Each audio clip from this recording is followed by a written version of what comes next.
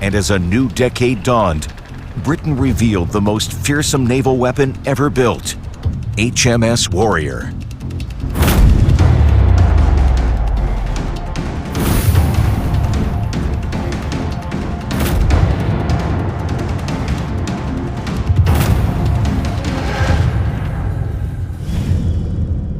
Warrior was the brainchild of Prince Albert, Queen Victoria's husband.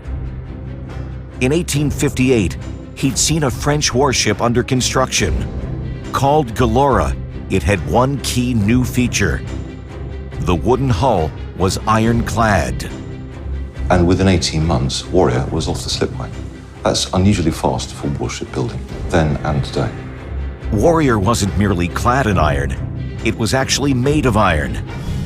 Her size, armor, and weaponry made her the first true battleship of the modern era.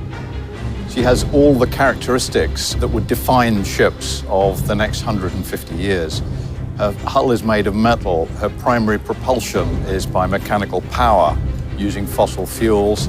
When she was launched, she was the fastest, the largest, the most powerfully armed, and probably the most powerfully defended warship in the world.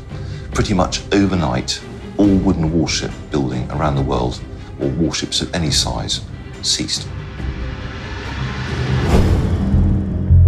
Warrior's 4 inches of solid iron protected her from the new generation of armaments already in use across the Channel. In the 1820s, the French developed exploding shells that could be fired from conventional guns. And if these lodged in the timbers of a battleship, something like HMS Victory, when they exploded, they could cause major structural damage. Naval battles are going to be very short, and ships are going to blow up. Developments in wrought iron manufacture offered the protection needed. It could be bent, it could be riveted, and so on, and you could build a ship with all the advantages of size and length that iron gave you. The Warrior could absorb punishment, but she could dish it out as well. The main armament of the ship was the 68-pounder muzzle-loading gun. It could fire a choice of either solid shot or molten shot or anything unpleasant you want to put down the barrel. The gun is very much like what you'd see in HMS Victory, just a lot bigger. Effective range of the broadside, we calculated some research recently, was about 500 yards. That's long and far for guns of that period. It was the best muzzle-loading gun in the world at the time.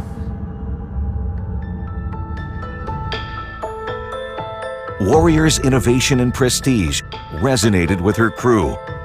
Crew members weren't drafted, they were professionals. And during their time on board, the ship was the center of their world. Now, the men in the ship were divided into divisions, and each division was 18 men strong. And each division lived around the tables you see behind me between each guns.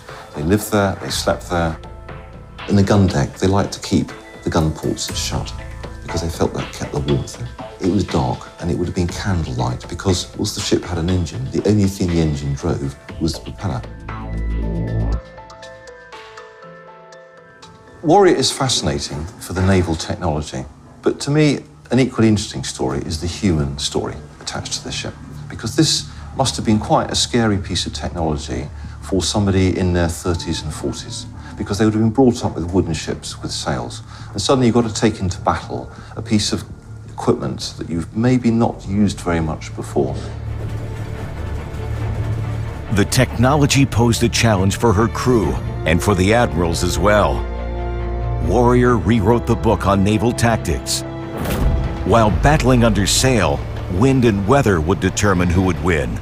No longer. You could now make a 360-degree choice of course, and you could choose whether to approach or retreat from the enemy. The wind was no longer dominant. She was designed to fight outside the line of battle. In those days, Navy tactics were still squadrons of ships in lines together. Warrior and her sister ship were designed to go on the outside, like sheepdogs. She would have the ability to fight at distance and to keep away from any more powerful ship that she might encounter. And she was built foremost with deterrence in mind. It's a little bit like the Trident submarines today. That was her role, was deterrence. She spent her life patrolling the French coast, saying hello France, and they went in a different direction.